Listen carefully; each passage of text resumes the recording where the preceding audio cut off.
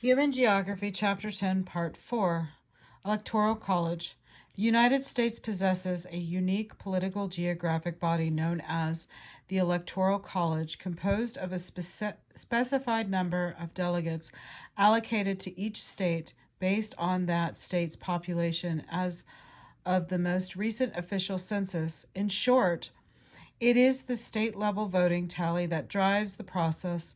A candidate may win the countrywide popular vote but lose in the electoral college if that candidate fails to win enough states to secure the required majority of the electoral votes. The geographical implications of the U.S. presidential voting arrangement are crucial to candidates' campaign strategies. To be a winner requires concentrating time and energy on capturing a majority of votes in some of the nation's most populous states. As Barack Obama did in 2008 and 2012, other systems representation exists throughout the world.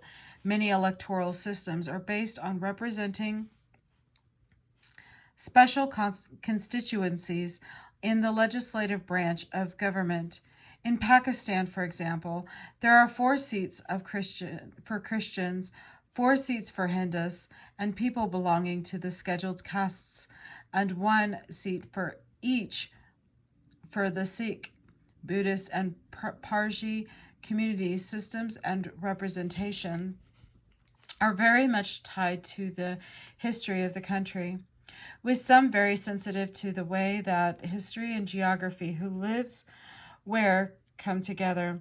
These systems are both a product of and an important influence on the political culture of a country.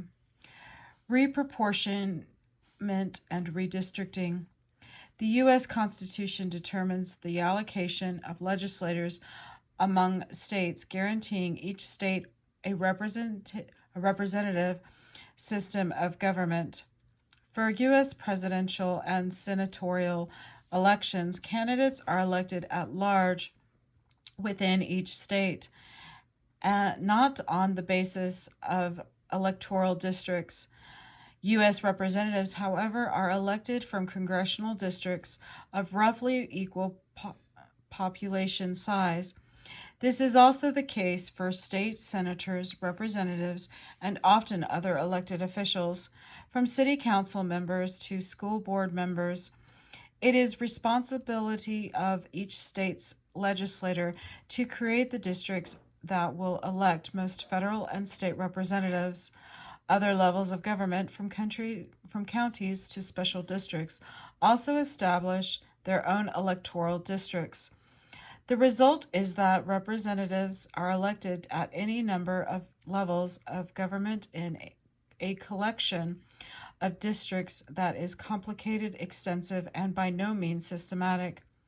Problems of the proper, quote, fit, unquote, between political representation and territory emerge when population changes.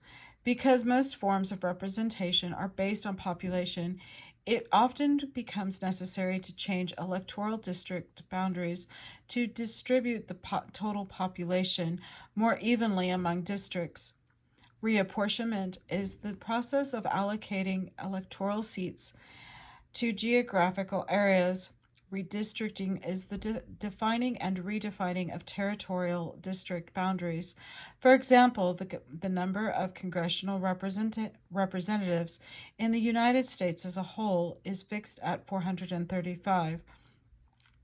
These 435 seats must be reapportioned in accordance with population change every 10 years. Recall from Chapter 3 that the federal government is required to count the U.S. population every 10 years. One of the chief reasons for this is to maintain the proper match between population and representation. Both reapportionment and redistricting are political, geographical, and statistical exercises. As geographer Richard Morrell writes, the process is political in that the design and approval of systems of districts is usually done by bodies of elected representatives. The balance of power between groups and areas is often involved. Identification of citizens with a traditional electoral territory is altered, and the incumbency of individuals is usually at stake. The is geographic in that areas must be allocated to districts and boundaries drawn or territories partitioned into districts. Communities of interest, which may have risen in part from pre existing systems of districts, may well be affected. Restructuring of basic electoral geography is altered, and accessibility of voters to their representatives or centers of decision making may be changed. Redistricting is also statistical or mathematical in that there is a requirement for reasonably current and accurate data on population and its characteristics, and sometimes of property and its valuation. The U.S. Census is a driver of redistricting activities as population growth and geographical shifts will result in the redrawing of district boundaries to maintain equal representation on the basis of population so that each person's vote is equally weighted. Gerrymandering. The purpose of redistricting is to ensure the equal probability of representation among all groups. Redistricting for partisan purposes is known as gerrymandering. Gerrymandering involves boundaries of districts being redrawn to advantage a particular political party or candidate, or to prevent or ensure a loss of power of a particular subpopulation, like African Americans. Although the Federal Voting Rights Act intended that redistricting enhance minority representation in Congress, a fine line exists between enhancement and creating a district solely to ensure that a minority person is elected. Figure 10.37 shows North Carolina's re-engineered 12th district, the constitutionality of which was upheld by a Supreme Court decision in 2001.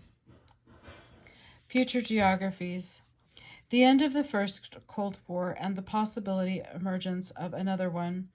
The widespread availability of telecommunications and the transnational reorganization of industry and finance, and the liberalization of trade all suggest that a new global political and economic order is accelerating in strength and extent. With the rapid growth of India and China and the prominence of the European Union, it would seem that a multipolar world is emerging, one that includes the United States but may not necessarily be so wholly dominated by the United States. The new multipolar world might come close to what President George H.W. Bush heralded as a new world order. And while the prospects for political stability in core countries are likely to remain strong, for peripheral ones, the future looks far less bright. The prospect for increasing ethnic rivalry and conflict is high. For instance, despite the recent popular vote for the creation of South Sudan, conflict there between Muslim majority and Christian and animist minorities is still ongoing. Internal conflicts such as the risk escalation into regional conflicts and possibly even the failure of states. Weak states can become hosts to violent drug cartels, as in Mexico, and terrorist groups, as in Afghanistan, while bioterrorism, the deliberate use of microorganisms or toxins from living organisms to induce death or disease, is certainly a concern. The stability of global collection of states, especially those in the Middle East and Africa, are likely to remain an issue with respect to global capitalist stability. Peace seems scarce. In the second decade of the 21st century, the Global Peace Index for 2014 shows continuation of 7-year trend in declining levels of peace globally. Figure 10.38. The world faces a range of challenges, from climate change to political instability, and without peace, it is difficult to foster cooperation and establish the social equality required to meet these challenges. Here is, let me show you I think I showed that one. Here's the chart. I know it's on the last one, but just in case, I'll go ahead and do that.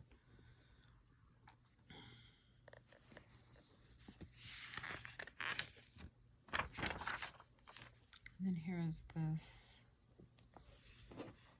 And the Global Peace Index.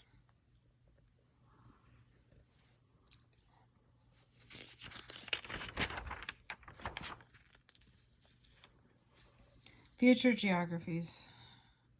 The end of the First Cold War and the possibility of emergence of another one, the widespread, I think we read this. Oh, if I've reread it, I'm sorry. The end of the First Cold War and the possible emergence of another one, the widespread availability of telecommunications, the transnational reorganization of industry and finance, and the liberalization of trade all suggest that a new global political and economic order is accelerating in strength and extent. With the rapid growth of India and China and the prominence of European Union, it would seem that a multipolar world is emerging, one that includes the United States but may not necessarily be so wholly dominated by the United States. This new multipolar world might come close to what President George H.W. Bush heralded as a new world order. And while the prospects for political stability in core countries are likely to remain strong, the peripheral ones the future looks like less bright. So I did read this, and I'm sorry. So I'm going to go ahead and go to the next page. But here's the bioterrorism, should you wish to get that. Okay. In conclusion, I am so sorry, guys. It's been a day. The globalization of the economy has been largely facilitated by states extending their spheres of influences and paving the way for the smooth functioning of markets and industries. Political geography is as much about what happens at the global level as it is about what happens from the region to the neighborhood to the household and the individual. Theories of the state have been one of geography's most important contributions to understanding politics. Ratzel's emphasis on the relationship between power and territory and Mackinder's model of the geographical pivot remind us that space and territory shape the actions of states in both dramatic and mundane ways. Time and space shape politics, and even distant in time and space, such as colonialism, continue to have impacts long afterwards. For example, the Civil War in Northern Ireland, instigated by English colonial practices, now centuries old, has only in the last decade or so shown signs of ceasing. The impacts of core colonialization have also been felt in countries throughout the Northern Hemisphere, as well as by neighbors living unhappily side by side for several generations in cities like Belfast and Boston. Perhaps the most significant aspect of contemporary globalization is the emergence of a new world order and a resulting focus on terrorism, as well as growth of transnational institutions of governance and the increase in war. These forces are reshaping not only governing structures and economic processes, creating new layers of rules, regulations, and policies, as well as new ways of political interaction among and between nation states, but also the practices of everyday life as citizens deal with increased personal security measures and transformation of human rights. The pairing of terms politics and geography serves to remind us that politics is clearly geographical at the same time that geography is unavoidably political. The divisions of area into states counties, cities, towns, and special districts mean that we are where we live shapes our politics and vice versa. Geography is politics, just as politics is geography, and geographical systems of representation as well as identity politics based on regional histories confirm this interaction relationship. Here is the learning outcomes.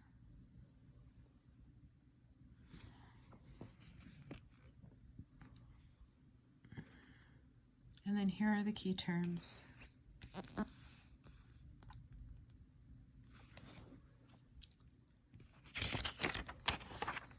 And then unplugged.